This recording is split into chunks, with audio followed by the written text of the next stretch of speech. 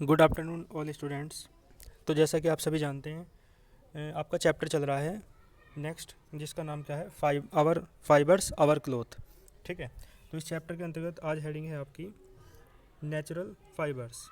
देखो क्या है नेचुरल फाइबर्स, यानी ऐसे फाइबर्स, ऐसे रेसे जो नेचुरल होते हैं, यानी जो प्रकृति में अपने आप पाए जाते हैं या उत्पन्न होते हैं। ठीक है।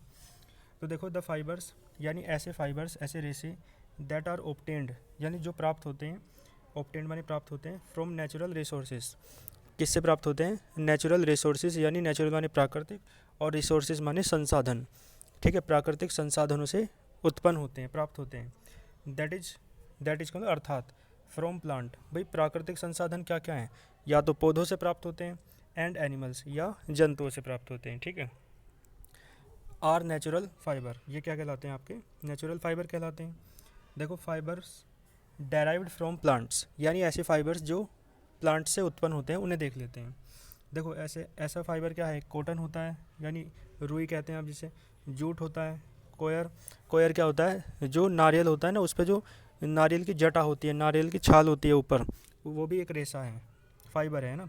आर द फाइबर्स, ये ऐसे फाइबर हैं that are obtained from plant, जो किससे प्राप्त होते हैं? प्लांट से, पौधे से, है ना। कॉटन इज ऑब्टेन्ड, ठीक है जी, cotton is obtained from the seed of a plant, यानी जो कॉटन है, रुई है, वो किसी प्लांट के, पौधे के सीड माने बीज से प्राप्त होती है।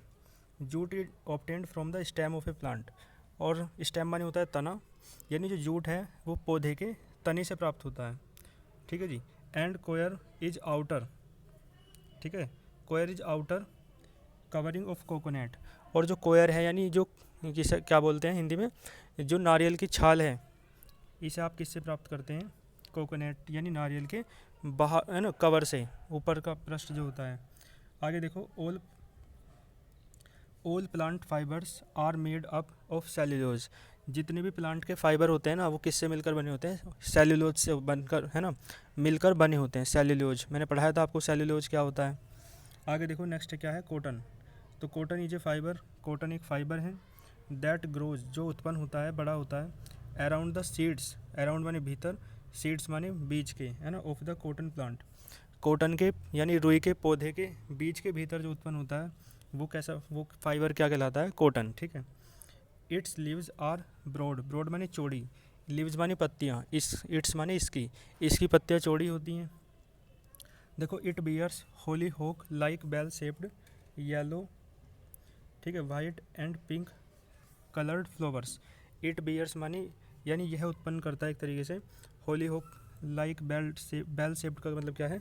यानी होली होक का मीन्स होता है एक बड़ा फूल, है ना।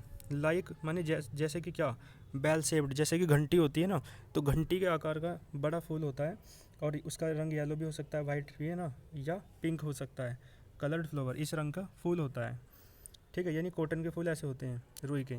देखो फ्रूट्स आर राउंड ग्लोब, और जो उस पर फल आते हैं वो राउंड ग्लोब होते हैं, यानी राउंड मानी, राउंड ग्लोब का मतलब बिल्कुल गोल।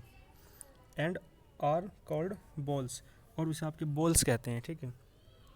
देखो बॉल बर्स्ट, ये जब ये बॉल्स यानी फल जो होते हैं, बर्स्ट माने जब ये फटते हैं ना, ओपन, ये खुलते हैं, वहन राइप, जब ये पक जाते हैं, राइप माने पक जाते हैं, टू रिवील क्रीमी, तो ये कैसे दिखते हैं? क्रीमी, यानी क्रीम कलर के, है ना, वाइट फाइबर्स, तो क्रीम कलर के वाइट फाइबर्स रेसे होते हैं, क्योंकि रुई का कलर ऐसे ही तो होता है।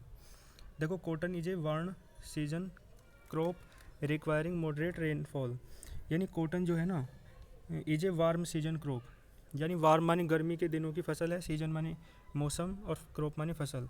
रिक्वायरिंग मॉडरेट रेनफॉल, यानी रिक्वायरिंग माने आवश्यक होता है, मॉडरेट रेनफॉल का मतलब मध्यम मात्रा में इसे वर्षा की आवश्यकता होती है, इसे ज़्यादा पानी की आवश्यकता नहीं होती है।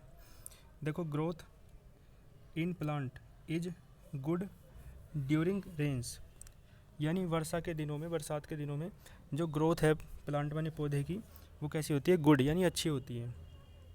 Cotton needs a fertile soil, जो वो कॉटन है, नीड्स माने आवश्यकता होती है उसे, ए फर्टाइल सॉइल माने एक उपजाऊ मिट्टी की, विद गुड मॉइस्चर, ठीक है, और मिट्टी में क्या होना चाहिए? नमी अच्छी होनी चाहिए, मॉइस्चर माने नमी, मॉइस्चर होल्डिंग कैपेसिटी, यानी मिट्टी में जो नमी सोखने की क्षमता है ना, वो अच्छी होनी चाहिए। ठीक है, बस यहाँ तक देख लेंगे, इसके बाद कल हम नेक्स्ट क्लास में पढ़ेंगे। ठीक है, यहाँ तो यहाँ तक आप पढ़ के अच्छे से तैयार कर लेना, और आपने अभी तक देखा भी होगा लास्ट चैप्टर तक। जिसके चैप्टर बहुत अच्छे से पढ़ा हुआ था उसे क्वेश्चन एंड आंसर्स में बुक वर्क में कोई भी प्रॉब्लम नहीं आती है।